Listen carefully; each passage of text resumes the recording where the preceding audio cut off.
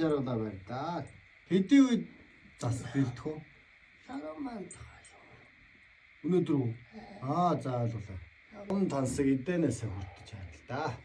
Тэгээд чинь босгондоо гарцууг. За гарцгүйж явуулъя. Яасан жин дээж байгаа атан тэмээныхаа хандаг аавынхаа шүтээний өмнө сүүгээ тавилаа. 9 эрдний эдээгээ тавих гэж байна сайхан. Анар чулуу.